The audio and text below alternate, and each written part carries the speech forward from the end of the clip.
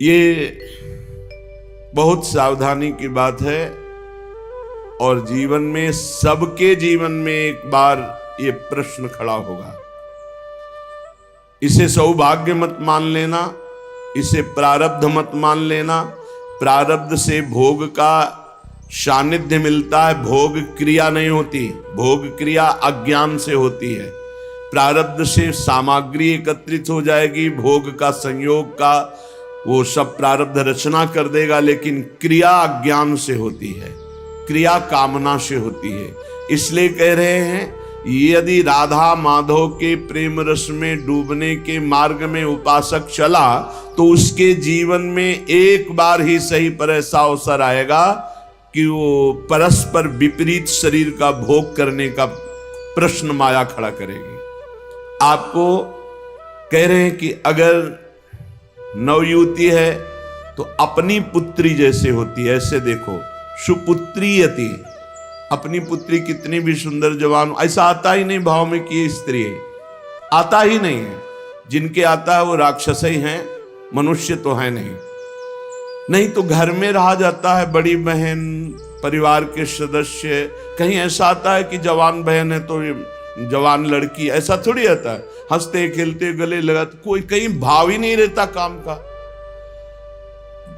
चाहे जवान पुत्री हो चाहे जवान बहन हो, कभी ऐसा घर में भाव, जिनके भाव आता वो राक्षस हृदय के हैं, मनुष्य हृदय के नहीं। वो राक्षस हृदय वाले, आसुर स्वभाव वाले हैं। नहीं, अपनी पुत्री अपनी बहन के समीप रहने पर कहीं ऐसे भाव थोड़ी आते। खूब खेलना कूदना हंसना बातचीत करना ये सब घर में होता रहता है, पर ये भाव थोड़ी आता है कि ये स्त्री है।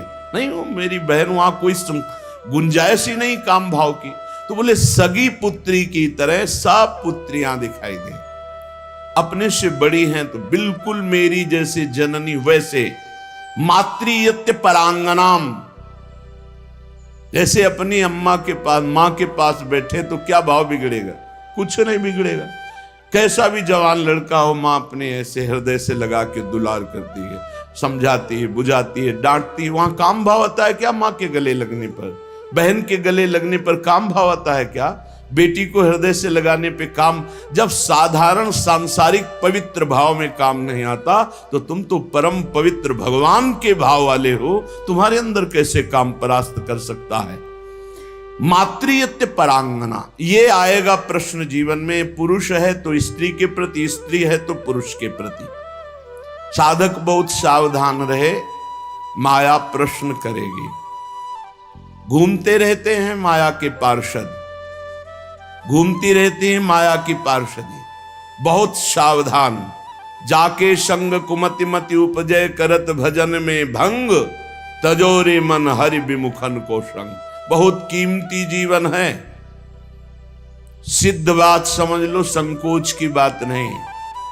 हरि को रिझाओगे तो वैकुंठ का द्वार, वृंदावन के दिव्य धाम का द्वार, साकेत द्वार, कैलाश धाम का द्वार खुलेगा।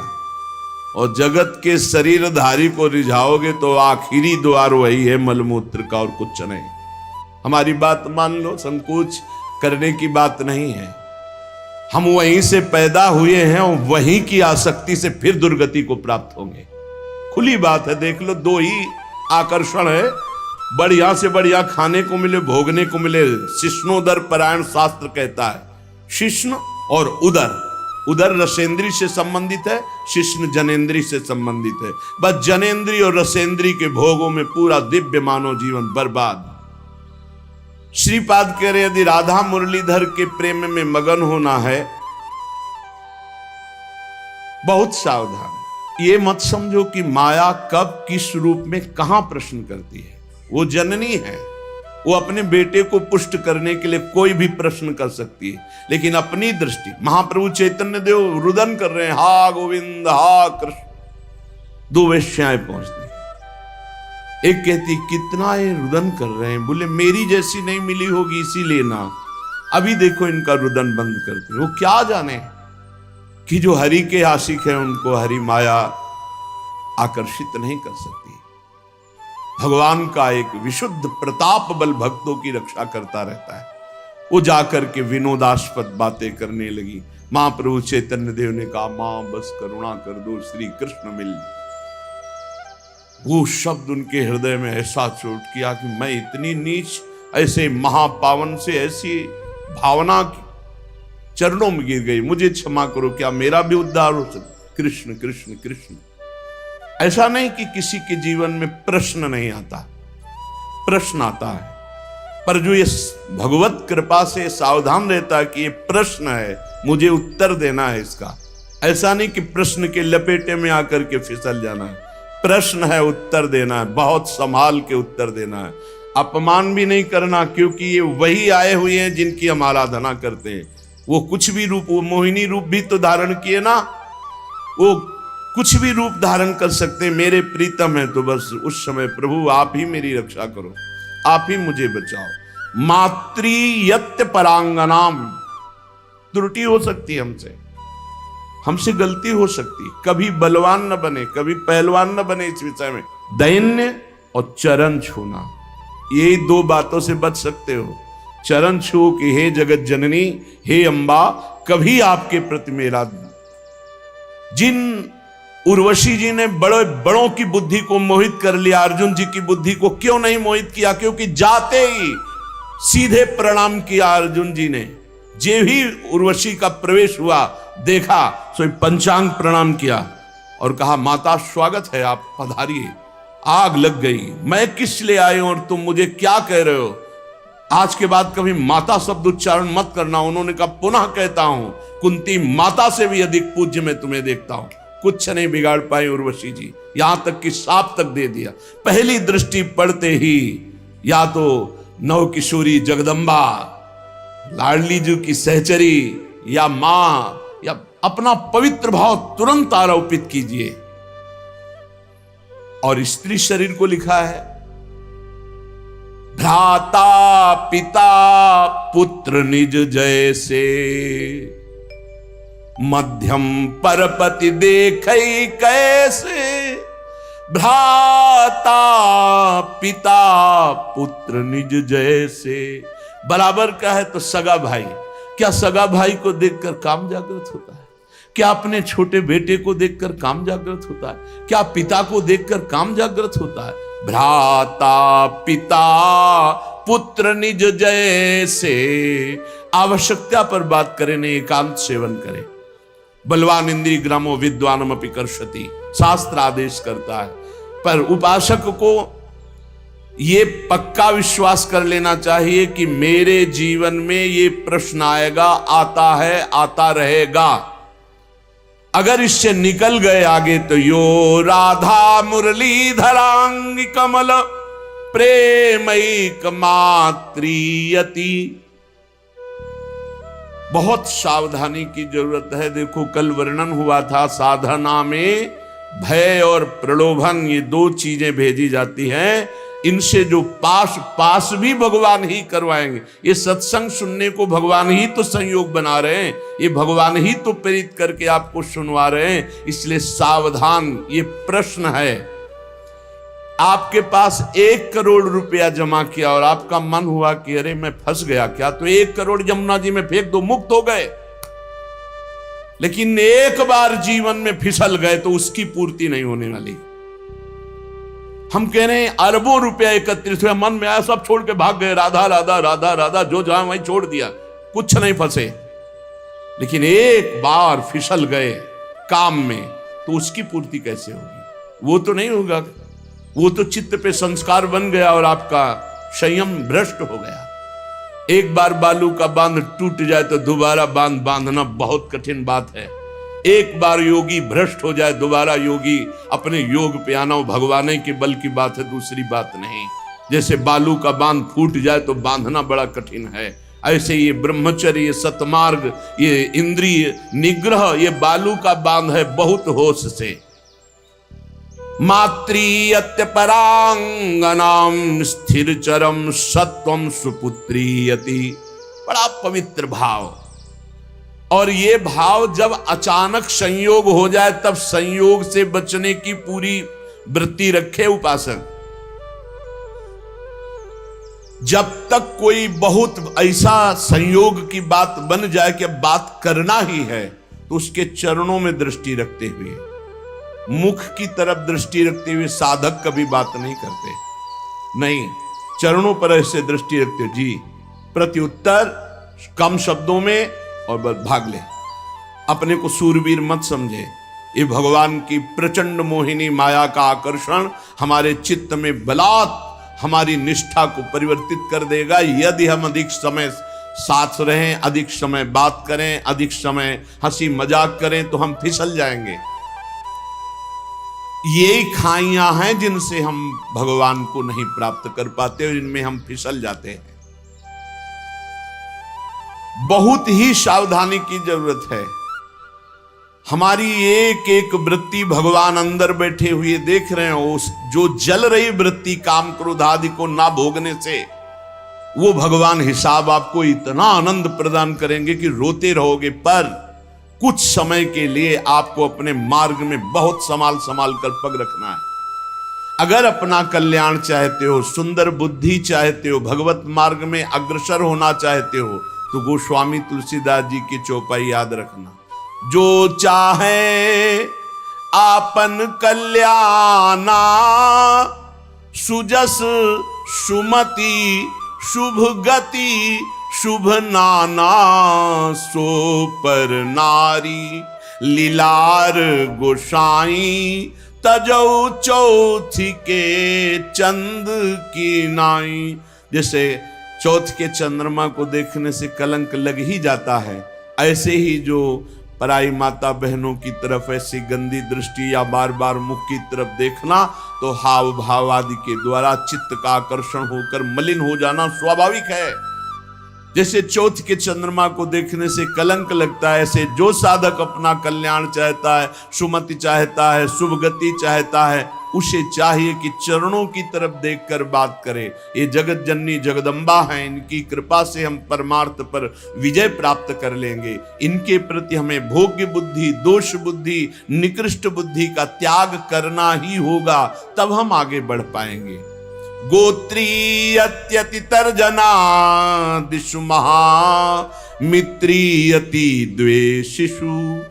यदि हम भगवत मार्ग में चल रहे हैं, कोई हमारी निंदा करता है, तर्जना करता है, तो जैसे अपना भाई, अपना घर का, अपने गोत्र का, परिवार का कोई लड़ाई झगड़ा करे, तो ऐसा अरे घर का आदमी कोई बात नहीं, ऐसे टाल देते हैं, ऐसे भाव रख लेते हैं। या हम भाव रख लेते हैं भगवान के द्वारा विधान किया हुआ भेजा गया है, कोई हमारे प्रारब्ध का क्षय हो रहा है, और जो हमसे विद्वेषी, उसे हम महामित्रवत भाव रखें। नहीं, हम में और संसारी पुरुष में क्या अंतर। करत जे अनुशहन निंदक तीनों पे अनुग्रह करो। अपने शरीर को जैसे हम प्यार करते हैं और दूसरे शरीर से हम उदासीन रहते हैं, ये संसारी पुरुष का लक्षण है। और भक्त अपने शरीर से उदासीन रहता है और दूसरे शरीरों के दुख को अपने शरीर जैसा मानता है। ये भाव होता है। अपने शरीर में कष्ट है कोई बात नहीं, लेकिन दूसरे के शरीर का थोड़ा भी कष्ट उसके हृदय में पीड़ा पहुंचा देगा। पूज्य श्री भाई जी हनुमान प्रसाद पोद्दार जी महाराज साधकों के लिए बहुत अमृतमय वचन लिखे हैं। भगवान को प्राप्त करना है तो तीव्र अभिलाषा जागृत करो।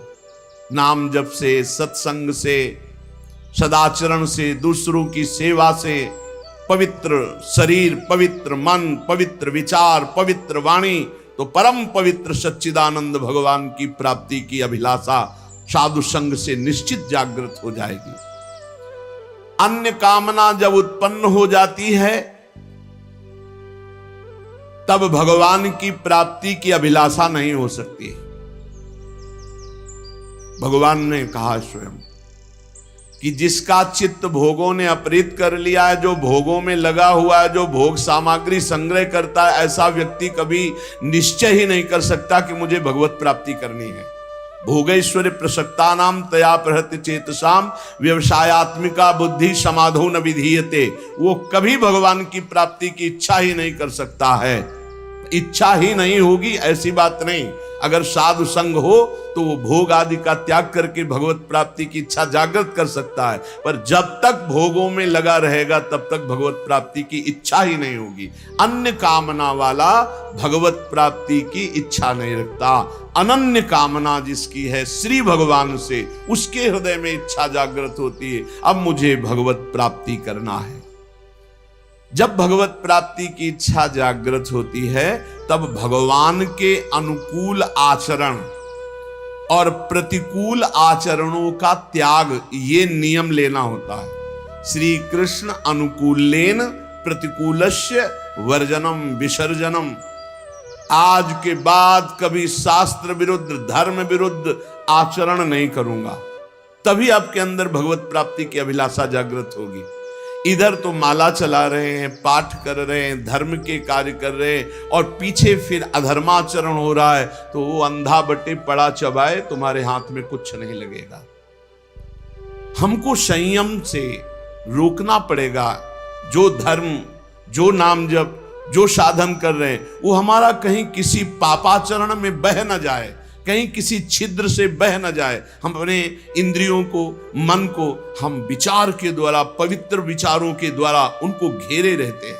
इसी का तो इनाम मिलता है परम पद, इसी का इनाम मिलता है अद्भुत आनंद की उमगन।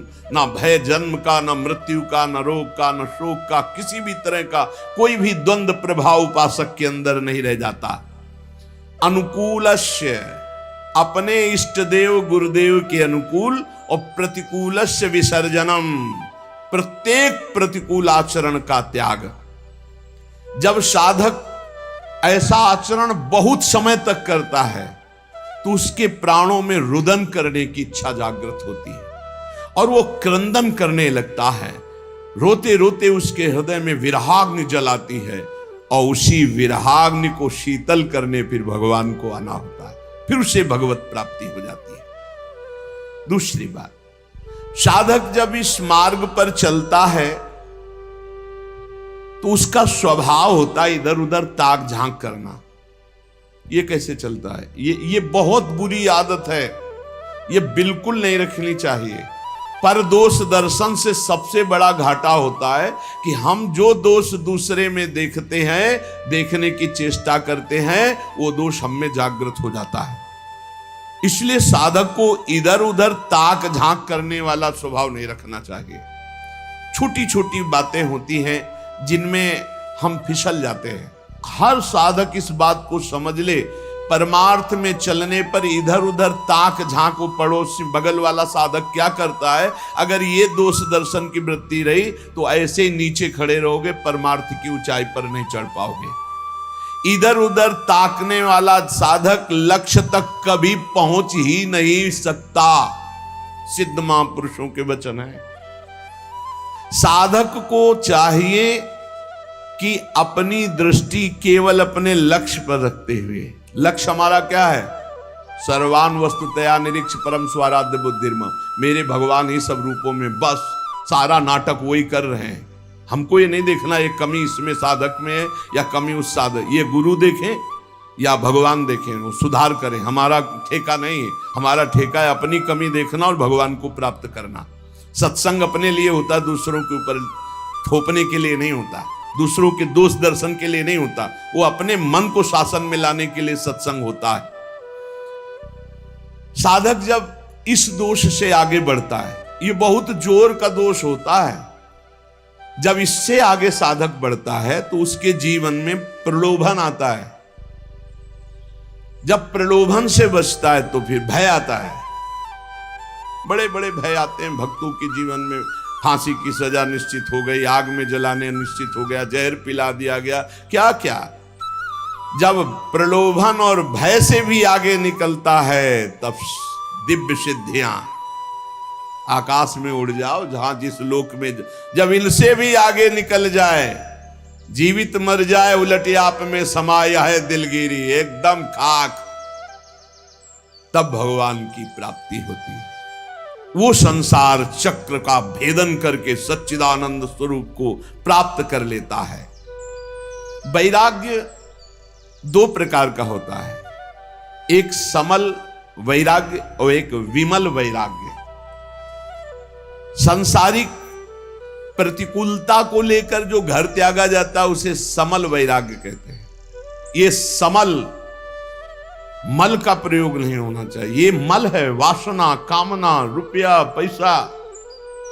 हाँ, हमारा भरण पोषण ईश्वर के द्वारा सारे विश्व का करते, तो हम जितने बैरागी जन विश्व में हैं, भगवान विश्वम्बर सबका भरण पोषण कर रहे हैं। लेकिन बहुत सावधानी से मुनीमगिरी करनी है। मालिक हैं भगवान, मुनीम है हम, तो मुनीम का लेना देना बहुत हिसाब में होना चाहिए। हिसाब से चूक हुई तो चूक हो जाएगी, बड़ी चूक हो जाएगी।